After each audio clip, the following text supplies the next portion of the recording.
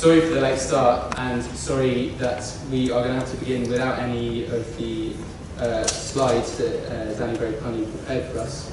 We may be able to have them if someone from the audiovisual team appears. Hopefully they will at some point, but for the time being, I think Danny's going to start without them. Just by way of quick introduction, Danny's a professor of geography at the University of Oxford. He's also the author of several books on housing and spatial inequality in the UK, including So You Think You Know About Britain, All That Is Solid, which is quite a recent one about housing, and A Better Politics, which I see you have ready, and also kind of the geography website worldmapper.org, which has 700 visualizations of statistics using geography. So Danny's here with us today to talk about housing, health and happiness. So without further ado. Thanks very much. It's much harder without slides, which is probably a good thing, because if you have slides you put them up and you say, this is awful, look how big the gap is. And of course you've made a graph where the gap is big and it's more convincing.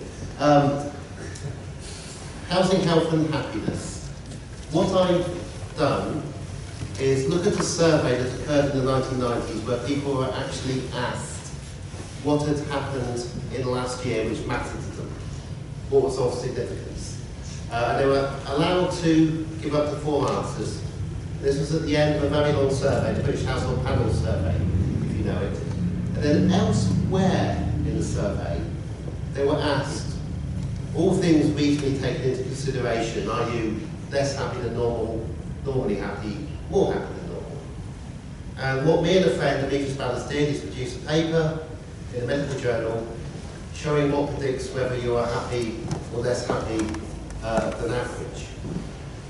And then I used the results of that in this book, it's called Better Politics. Whoever asks me the most difficult question gets a copy of the book.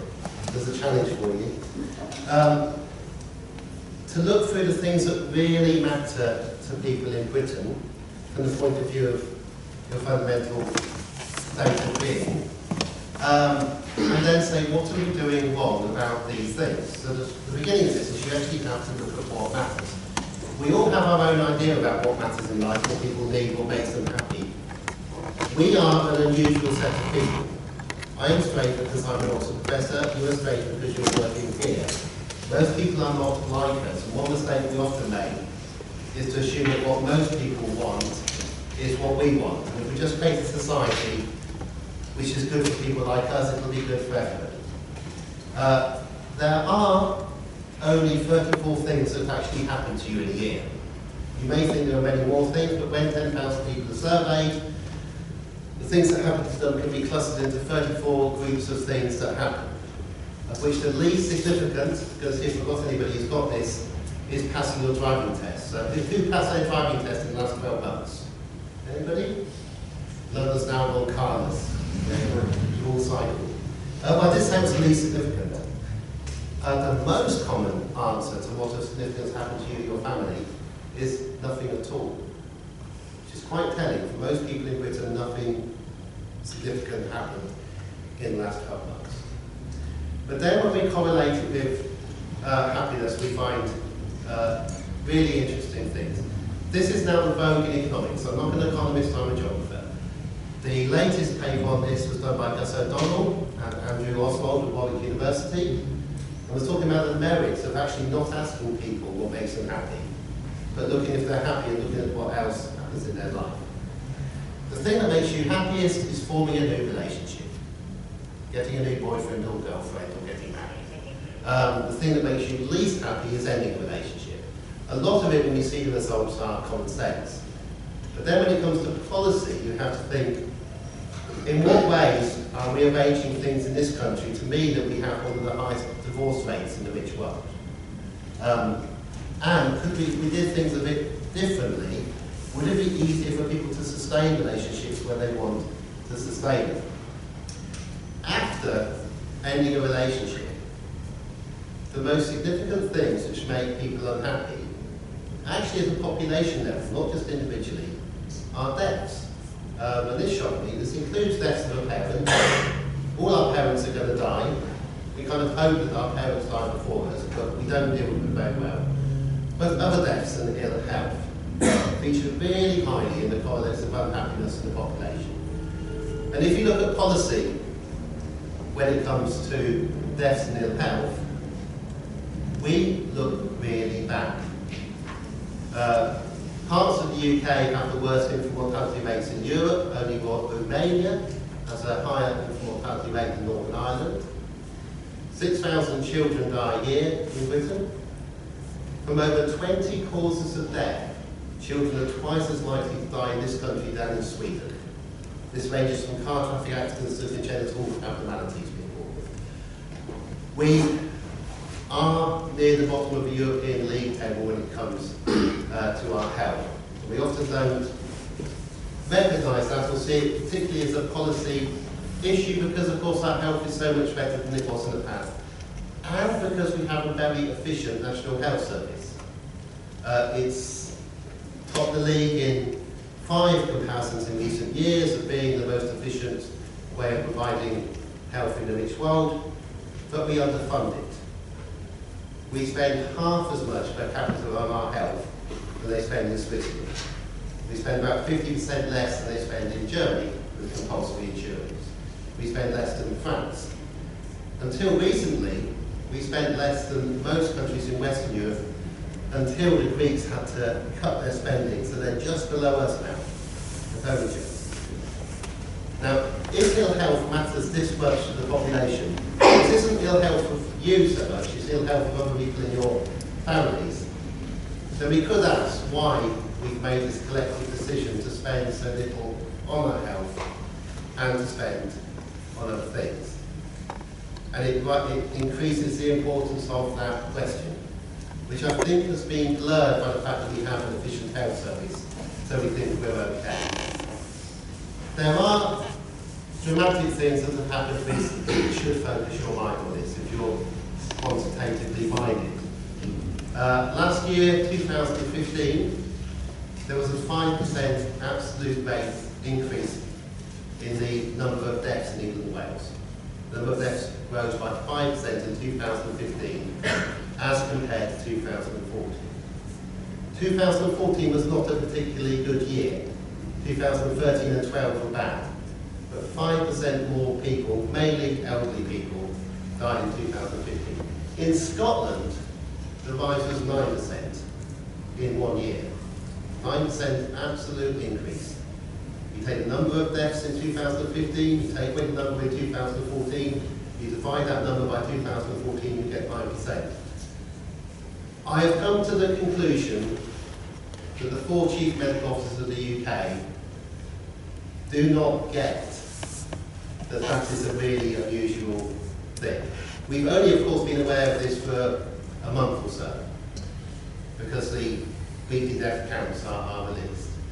But it really is unprecedented. The bulk of those deaths occurred in January, February and March of 2015 at a time when our lab reports for cases of flu were low. So this wasn't an influenza epidemic, but there was flu in the rest of Europe. It was at a time when trolley waits were exceptionally high, 4.5 hours in our hospitals. It was a time of peak lack of recruiting of nurses. What I think we've had, and this will come out in the next few months as a paper in the prestigious Journal of Medicine coming out very soon on this. What I think we actually have is a crisis in the health system. And the problem is because people have been calling wolf for so long, say they're underfunded, when you actually get one, the instant reaction isn't, but that's what you got. Leading up to that, we had cuts to visits, over halving of visits to elderly people. These fairly useless 15-minute visits where you take your coat off, you make them a cup of tea, you put your coat on, you go away. The one useful thing about those home visits that we used to have is they find if somebody's at the bottom of the stairs when they really die, it's great, and you can do something to keep them alive a few more years, and this doesn't affect. Meals on Wheels, massive cuts.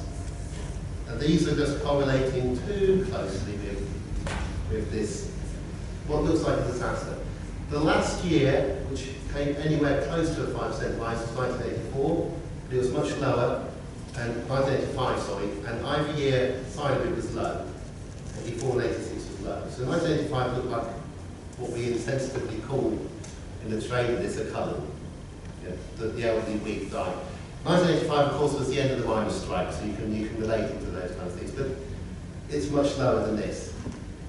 And this comes on top of rising mortality 2012, 2013, and a little bit in 2014. It's really bad news. You then have to go back to the 1960s to find anything comparable, but that looks like it was the immigration that came in to avoid the Immigration Act. It was actually a surge of people coming into the country. So that isn't as big, so you have to go back to wartime to find the other biggest rise in mortality. Now, my kind of way of looking at this from the point of view of this book is that this matters for the survivors, for the relatives, because people who are affected by the slightly premature death of their parents, people who are affected by it. So if you want better politics, you do not want this kind of thing occurring. You cannot fund your health service at the lowest level per capita that's done in Western European countries and get away with it. Happy to take questions on that in a bit, but it's just an example of trying to quantitatively say why you might want to rebalance things. And you wouldn't want it to have waited for this to get to the point, but you do need to do something about it before next winter if you're serious about it. When this will become a big headline is July this year, because in June this year we get the mid-year estimates, and when we get the mid-year estimates we find out if a lot of pensioners sneakily came back in from Spain and Crete and so on, but there's absolutely no evidence that that occurred. But this is going to be a big story this year, and there's a debate about health. All these things are related, and it's related to housing. We have a sort of epidemic of loneliness amongst the elderly. We have huge numbers of elderly people living alone in housing, underusing the housing. They're taking things out because the house is worth a lot. And if they stay in the house when they die, the inheritance can be given to their family, and that will solve their family's problems. But it's not very efficient from the point of view of a country to be organising your housing in this way. People often say that what we need is more building. We've actually had a lot of house building. If you compare the 2011 census to the 2001 census, you'll see that we have more rooms per person in almost every area of the country, including half of London. More rooms per person in 2011 than 2001. Not because we built that many houses and flats, but because people added rooms. They added rooms in the roof. They occasionally added basements.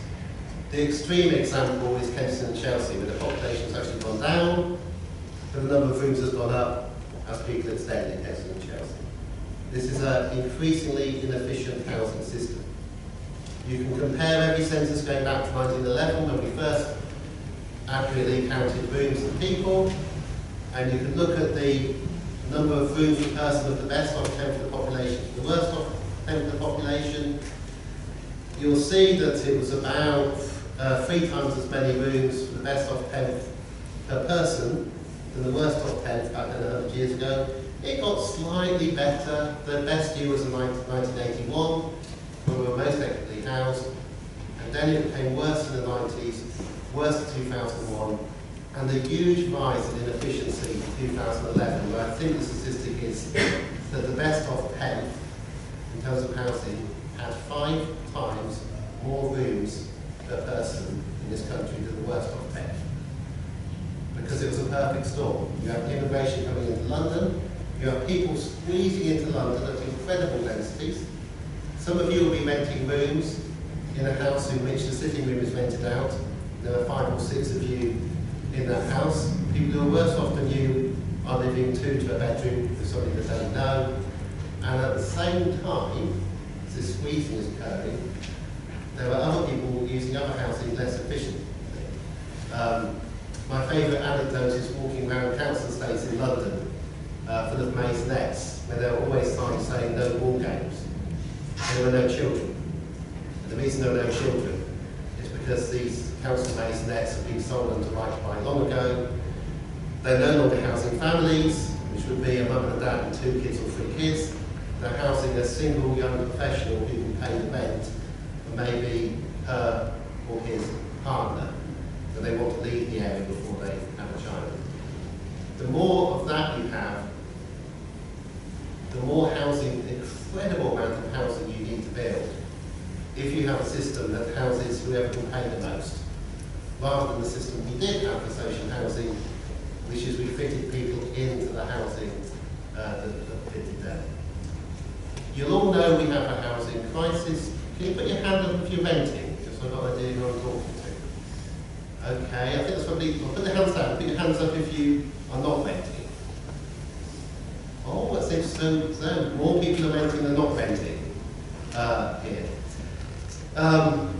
If you're renting, well, if London's anything like Oxford, you're renting, you're paying twice as much as you would be paying on a mortgage, and you're not getting much for it, apart from the hope that if you stay in London, eventually you won't have to rent forever. All one-day rents will go down. We have a housing bubble. We're so used to the housing bubble, we don't think of it as a bubble anymore. Our house prices are the highest in the world of any large city. You can argue the toss about San Francisco.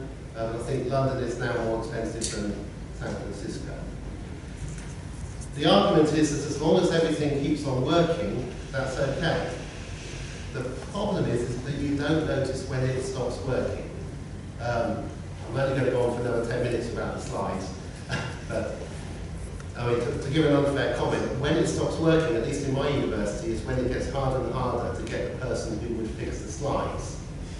Because the kind of person who would fix the slides the person's arrived. The person who fixes the slides will no longer afford to live in London, so you're constantly replacing the person who can fix the slides with a series of temporary appointments of people who've got no interest in staying. So in Oxford University, it isn't the academics, well, even though my university worries terribly about housing of academics, because unless you're a statutory professor like me, you can't afford to house yourself. It's not the academics that's the problem. The egotistical academics are people taking jobs at Oxford, rent for 6 years and then go, which makes us look good as a snapshot. The problem is who's looking after the building, who's doing all the rest of the maintenance. But, see if the magic person's arrived. I can show you one graph. Wonderful. Wonderful. But the problem is, and this fits my University of Oxford as much as it fits Whitehall, you become accustomed to the new reality and you don't realise that things do not work like they used to work because you no longer have the housing that you used to have. And so we don't think we have a crisis because we adapt to it and we become used to it. And people just say, it's fine, if you can't afford to live here, you shouldn't live here. And they don't notice the slow disintegration of their society and the facilities that's occurring. Housing causes enormous upset, causes great happiness. One of the things on the page I could show you is how ecstatic people get when they manage to borrow more money than their entire family have ever borrowed in their lives before, all combined. That's what getting a mortgage means. You know, for the majority of you who are renting, you know, at least a tenth of you will probably get a mortgage this year. And you will borrow more money than your parents, grandparents, and everybody else has ever done to buy something which is actually worth very little. The quality of the bricks and so on is worth very little. But boy, does it make you happy if you look at the regression correlations. Because you can move your life on and forward and do the other kind of things that people need to do. I haven't talked about what makes people happy apart from starting a relationship. The perfect balance to the death is births. People have actually made it by becoming parents. Not by being parents.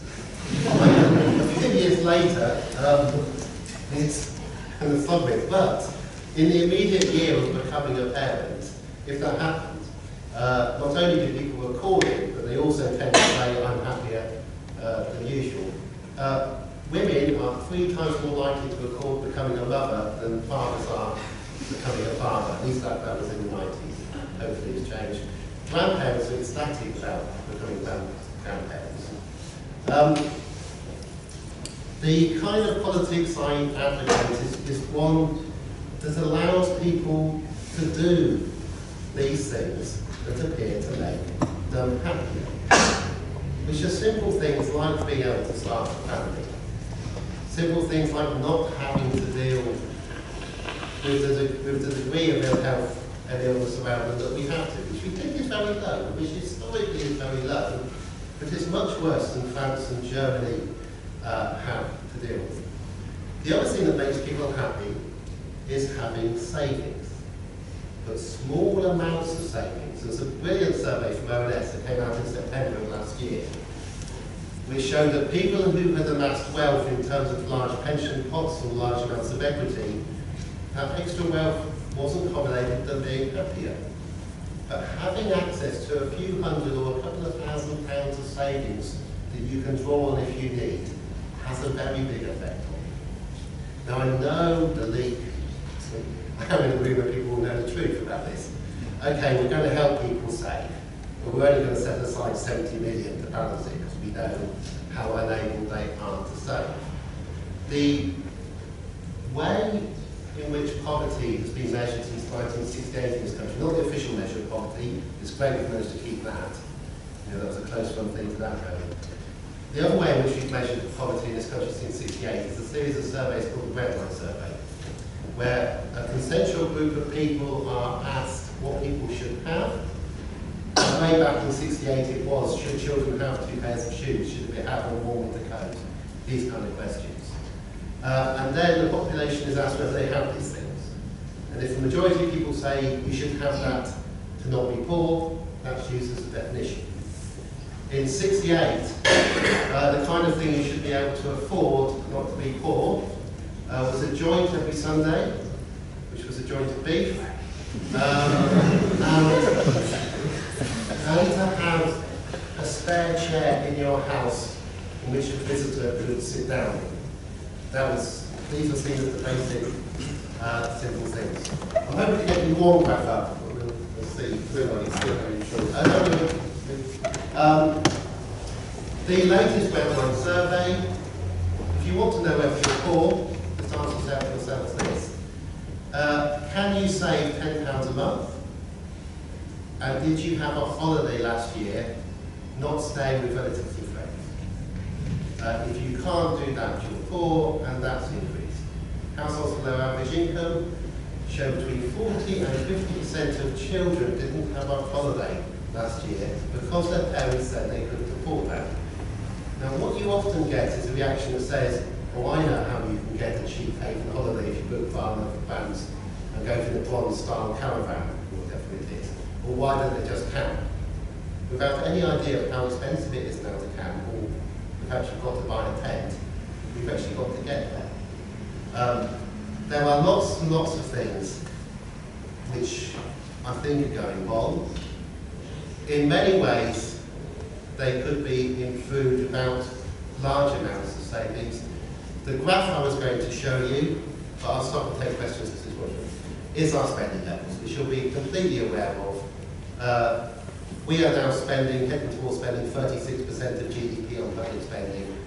I have a graph which shows a whole range of European spending, from Finland at 57%, France and Germany and so on. The only country, at least in Western Europe, spending less than us is Ireland. And they're not choosing to spend less than us. It's partly because they followed our advice about guaranteeing every last bank account that they're happy to. We are collectively spending a huge amount less than people in other countries choose to collectively spend. Our outcomes are very poor. They're not just poor on housing, smallest rooms in Europe, highest prices, lowest quality. They're not just poor in health, with the highest rate of child deaths and so on, and this huge spike in elderly deaths which just occurred. They're also poor in education. when you look at the OECD surveys of educational ability at age 15, 16, you'll see that we're near the bottom of the league table in Europe on literacy, numeracy and problem solving. But when you do it again at age 24, you'll see we're bang right down there. And the country's lined up beautifully. And it's partly because we have an exam system in our schools which is designed to get people an A star, or an A, or C on the day. But not designed to teach them in a way in which they can later learn, so we do very badly. Or the last one to give you just in terms of money. If you look at the median family, the middle family in this country, and compare it to the median family in France or the median family in Germany, they're much, much better off. The incomes are much higher when you convert it to euros in the middle family. And that is before we even pay for our much higher housing costs. You need an acceptance that in some ways things have gone wrong. Of course, you know what I do, it's about inequality. 28% of our income goes to the best off 10% of people in this country. There is no other country in Europe where as much goes to the best off 10%. So are the best off 10% being greedy? If you look within the best off 10%, half of that, 14%, is going to the best off 1%. So the other 9 out of 10, people like me, we're getting by on 9/10 of what the 1% have. So I don't feel greedy. My house isn't huge. I'm wealthy enough to get a mortgage. So I'm 1% being greedy. When you look within the 1%, this is the bottom income. Presumably, you're not the civil servants. 160,000 if you're going to be on your own. So I don't think we've got anybody in the 1% here. 160,000 is the entry level to get in the 1%. But 160,000 is not enough money to get a mortgage in many parts of London. So people don't feel they're better off in that group. There's more inequality within the 1% than there is in the other 99% of the society. We've become a very strange place. There are lots of great things about Britain that I could have talked about for a lot longer. Tolerance is one of them, but we'll see that in the last few weeks of the referendum campaign, whether my optimism about how tolerant we are compared to other European polls. Somebody has to be the most unequal country in Europe, it's us. Somebody has to be the lowest spending per capita on health in Western Europe, it's us. Somebody has to spend so little on their children's schools, particularly on sixth forms that have been cut, and it's us. We don't recognise it's us. We don't know these comparisons. If we did begin to recognise it's us, we could aim to be an average European country, slowly. That does require looking at European tax rates, which are higher. It does require looking at higher marginal tax rate. You could be unambitious and go for the Netherlands, which I think is 53%, which is lower than Germany's once you put the health insurance in, certainly lower than France's. This is the last thing I'll leave you with. The reason why you might consider a higher marginal tax rate is not to raise money. Piketty has shown that those countries like Germany, which kept their high marginal tax rates high for the last 40 years, have not had an increase in inequality. The reason why you have a higher top tax rate on people earning over 100, 150, 200,000 is to deter people from trying so hard to earn that much money, and to encourage the firms that employ them, such as a bank, not to pay them such high salaries because they have to hand over so much money here, which leaves those firms with more money to pay people at the bottom a bit more. And this argument for higher marginal tax rates, not to raise more money, just isn't understood here, despite the fact that that is the effect it has in those countries which have a higher marginal tax rate. It saves the greedy from themselves. I can, as you can tell, go on and on and on, but we're forced to, and I do want to answer questions.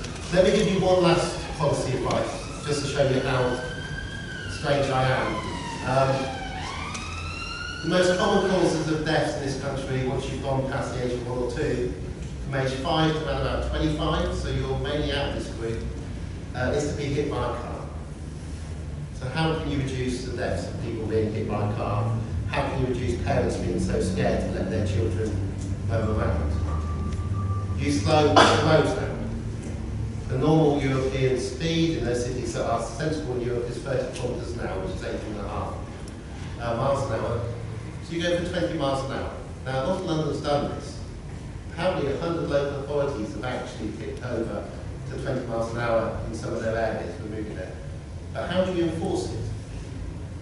You partly enforce it, of course, because when some people are driving at 20, you really can't drive faster behind them, it becomes a social norm. But you also enforce it by showing that it really matters to you. And the 3 examples I've got for you are a businessman who was going about 15 kilometres over the speed limit in Finland, who was fined, I think, about £85,000 for breaking the speed limit just by that, because in Finland, the speeding fine is proportional to your disposable income. Or in Switzerland, where a businessman, who admittedly very antisocially, drove 3 times through a village at about 85 miles an hour in his Ferrari, was fined £180,000 for speeding.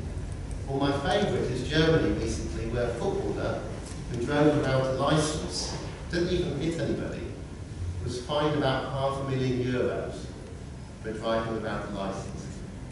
And you'll see the difference in attitude that there are in these other countries of Europe. I'm not suggesting Britain could immediately move to such a system, but just think of the revenue.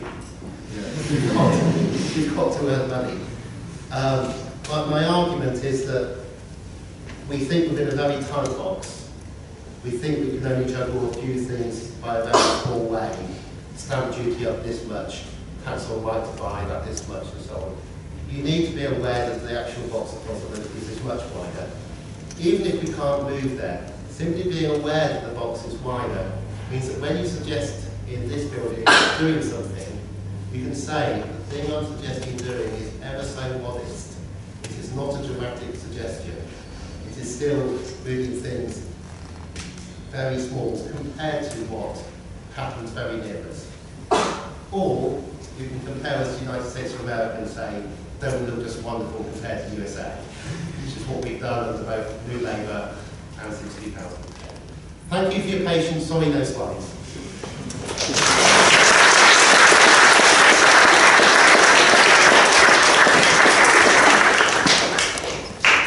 The prize for a question I find difficult, being arrogant, but I'm a doctor. Teaches you arrogance. At the beginning of the talk, you said that the people in this room were mistaken in thinking that they thought that everybody was like that. But then throughout this discussion, you have been talking about fundamentals, which I personally can relate to very much in terms of the big things that make you happy or might not make you happy. And so what did you mean when you said that we could be thinking, we might be mistakenly thinking that other people are like us? Okay, it's a very good question. We are like other people, most of us. Some of us are less pro-social and particularly selfish, but most of us are like other people. But if you're here, you're generally one of life's winners. You know, you'll have gone to university, you'll have done well at university, you'll have got through the various tests to be allowed here.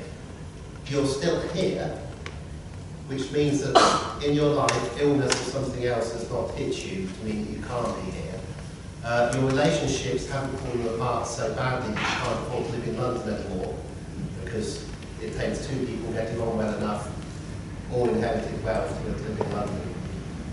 And because British society is so unequal, people at the top of it, which includes the civil service and people who work in the university and people on top of the media, are less like the rest of the population than in a more normal country. And I think this is, I'm trying to explain, how did we get to this situation? How did we end up, as I put it, at the bottom of the class? And I think it's partly because our lives are not, they're protected compared compared to the life of the average person in this country. We also have a highly selective education system. We might get my one back. So, one example. Most of Europe has hardly any private schools.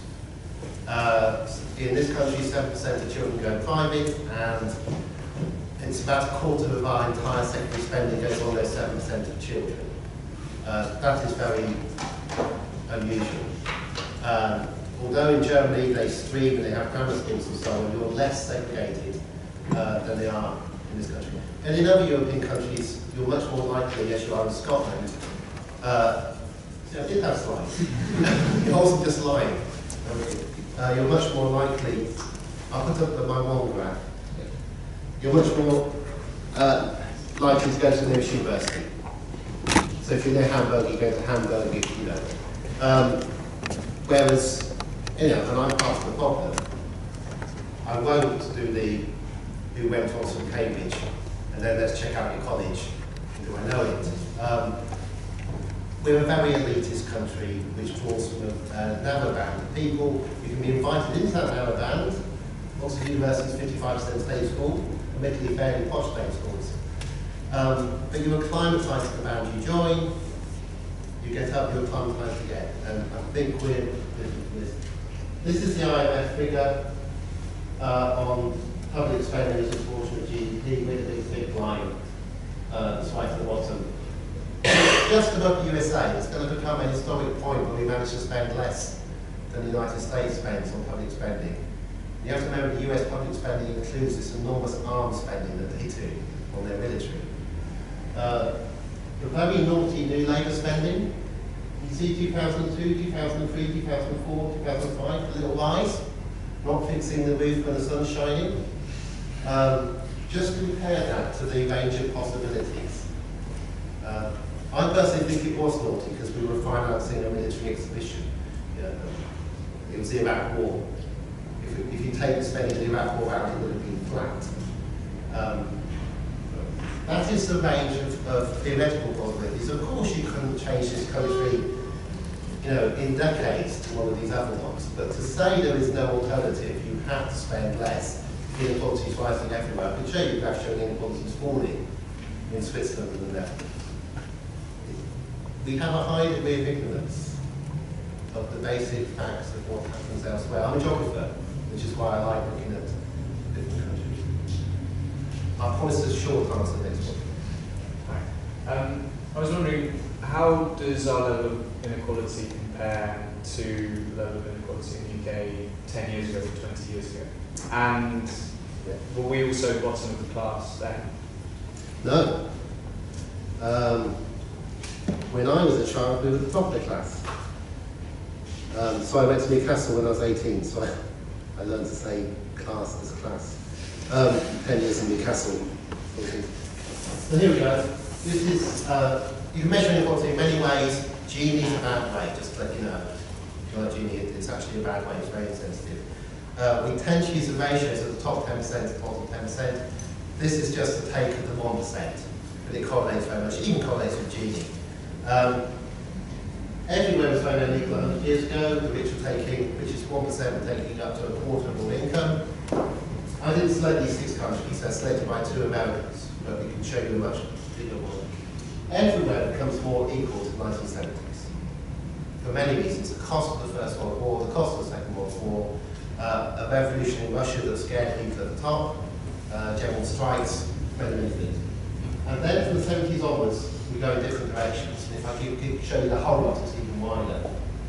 We were the second most economically equal large country in Europe, apart from Sweden, when I was a child. And that had many positive effects that are not well remembered. And then, if you see our dashed line, we hop over country after country after country to do a natural experiment to see what happens if you increase inequality in one country and what is the outcome.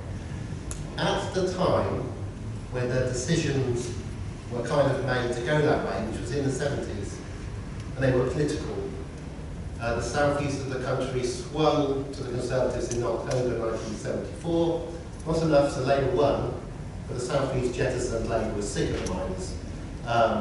That happened in 1974 with votes. The anointment of Margaret Thatcher in 75, 79 election and so on.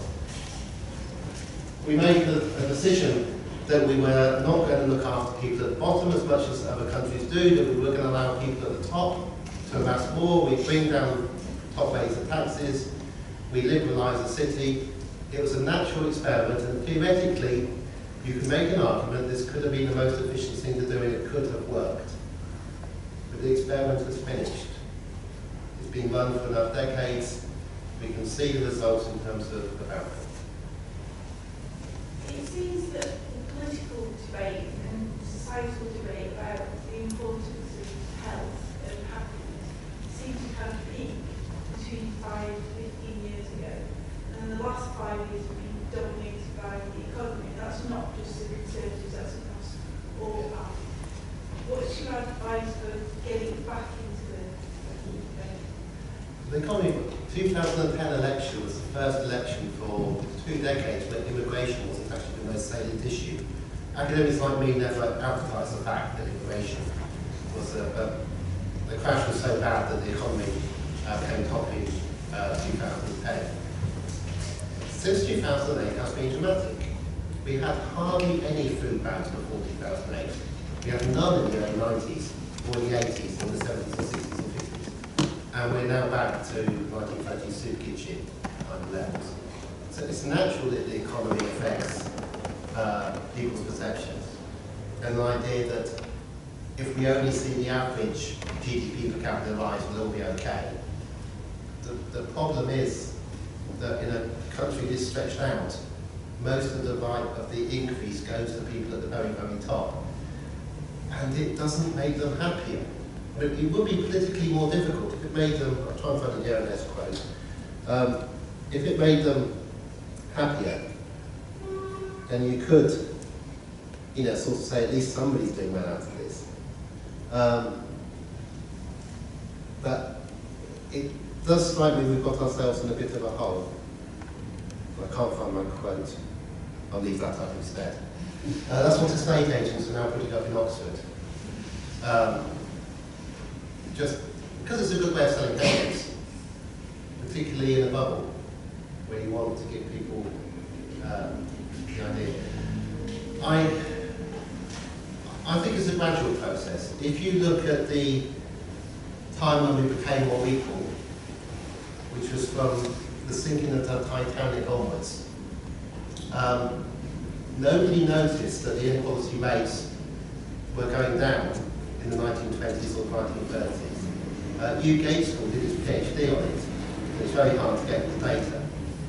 But so people were agitating, were angry, and didn't realise that they were actually seeing an improving situation. And they were worried about the economy, and they were worried about 4 million people unemployed. But at the same time as that, there's a quote about John Maynard Keynes by Oswald Fox, who was his friend and a banker, who said that what Keynes had really done of most significance wasn't his general theory, it was being part of the changing moral sentiment at the time. So the moral sentiment changed in the late 1930s to say that this was wrong that so many people were struggling while other people were so rich.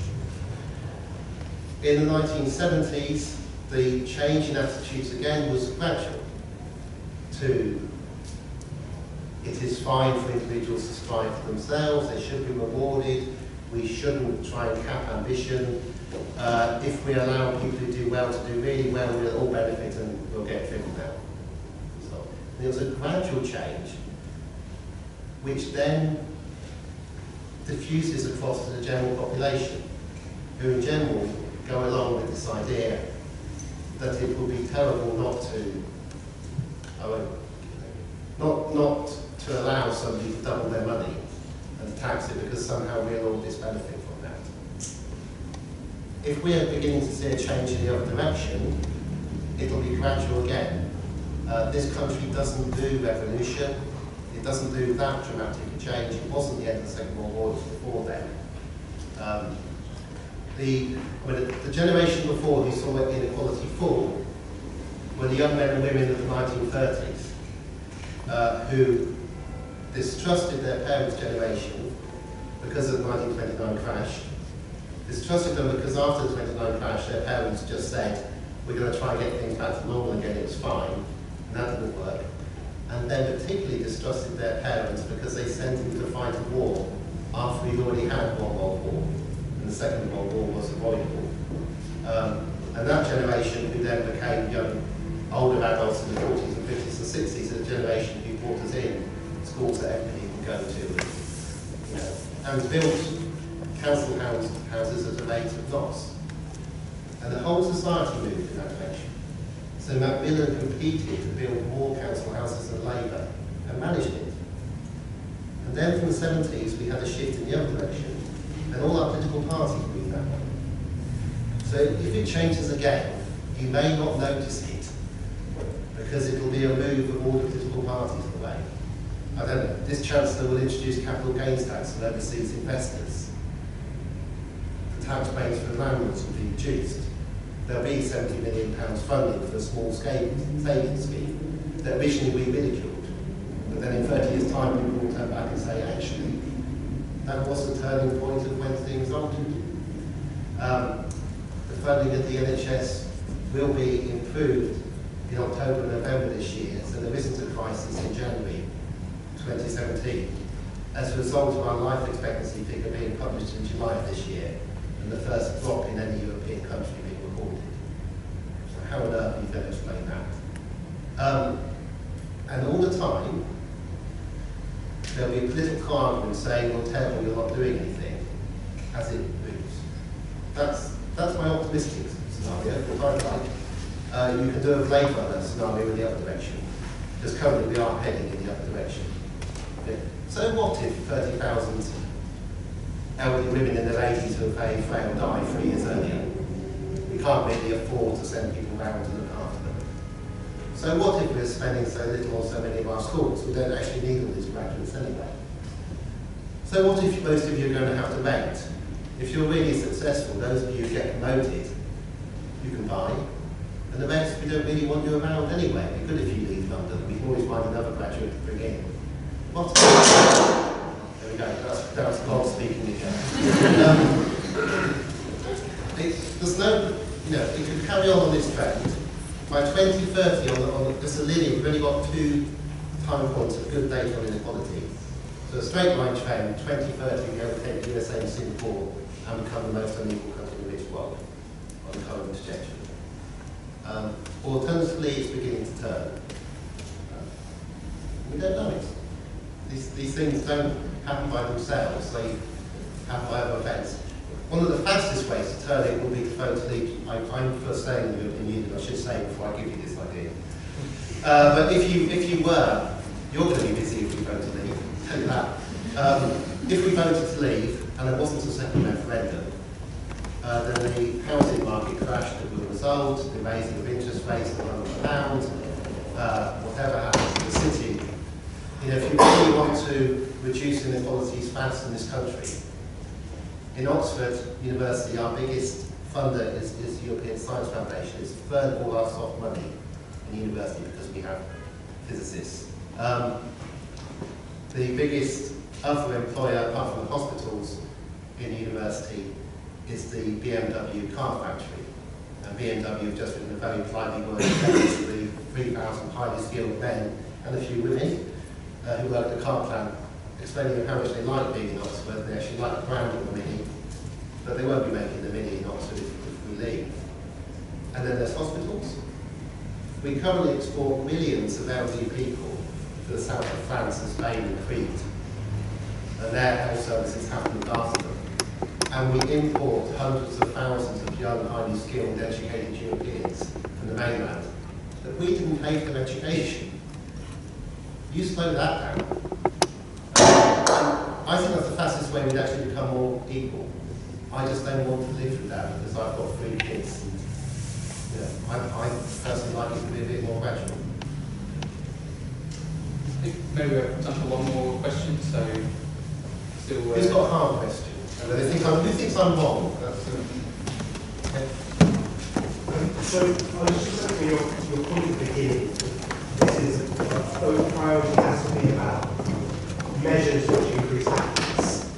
If Richard Layer came about a year or so, similar presentation, made points about actually what doesn't matter in happiness, it's mental health, preschool education, and religiosity doing things that we can consider pretty important. And then made very similar policy points to you. But actually, looking at his model about determinants of happiness, it was only about a quarter of all variations explained by his model. And his argument, effectively, was the rest of it's probably genetics. Now, if all of these, first of all, does your model have greater explanatory power? And if it doesn't, why is happiness the right thing to focus on if it's largely determined by whether you're a happy person or a sad person? Yeah, you've won the book. The individual variation is huge. We come differently programmed. And since 2010, there's been brilliant studies, because we've had genome-wide analysis since 2010, of some people's predisposition to be more happy than others. You know, there are people whose glass is half full. Mine is. My friends say I'm ridiculously optimistic about politics given what I do, and other people are less so. But that's always going to be like that. That's how human beings come. So you don't have to worry about, I mean, it'd be great if we could explain that and we could use the genome to actually say, you know, having taken out the amount of natural happiness that we can tell you have given your genes, what is left. This isn't really about it's not about trying to make people ecstatic. What I should have said is, I'm not that worried about trying to make the population happy. I'm trying to avoid misery. It's the avoiding of the things that make people miserable, particularly people who would naturally be happy, but eventually get ground down enough by what they're being put through. And if it isn't necessary to do this, and it isn't even helping the people who've got the most, if the winners aren't happy, it becomes ridiculous. Sadly, it's very, very hard to study the very rich, very easy to study the poor, lots of studies the poor. It's very hard to study the very rich. The only good information we ever get on the very rich is the divorce courts. And it won't be a fair sample of the lives of the very rich. But the one revealed from the divorce courts about what people are spending their money on and the amounts they're spending, it is economically incredibly inefficient to be spending this much money on, say, your wine cellar because your husband has left and he has to fund it, and you're not even happy having that wine cellar. We can easily see this when we look at the United States, and we see unhappy rich people in the United States. We see the situation in the United States, it's got to be. But we are the equivalent of the United States to Europe. When people from mainland look to us, they see a country as dysfunctional as we see downtown Detroit and the situation of everything else. The mental health evidence is the strongest. Clinical trials of anxiety and depression show the highest levels in the US and the next highest in here, 3 times lower levels in Japan and Norway for mental health. 1 in 4 of us. I've got 3 kids, odds on one of them. If I really cared, if I wasn't a glass half full person, the rational thing for me to do would be to emigrate for the good of my children. 1 in 10 of the population of Scotland is taking Prozac or the equivalent. And in the US, the rate of taking antidepressants is greater as you go up the hill. So Beverly Hills is higher than Posh LA. Posh LA is higher than Middle. Anyway, you've won the book. What's your R-squared? What's my R-squared? It's not memorised, and it's not in the table in the book, but it is in the table in the paper. But we didn't use a appropriate ordering model. But then we ran the model because the referees told us off, and we got to take us on. It's once you chuck in 34 things, which is a lot, you get a model that looks pretty good. So it got into it's the International Journal of Epidemiology where it's published in. The tragedy is that you can write about something so fundamentally important to human beings and it was published on page, I think it's 1060 in the International Journal of Epidemiology, and written in a very dry way. And the title of the paper was something, you know, rates of happiness, control for age, age squared, whatever. It's not interesting, but she put it in a book. It is interesting. The book's published on World Happiness Day. Anybody know when that is? 20th of March, right? Just coming up. And a free PDF goes out. It's on the website. So if you don't want to pay for the book, you can get a free PDF.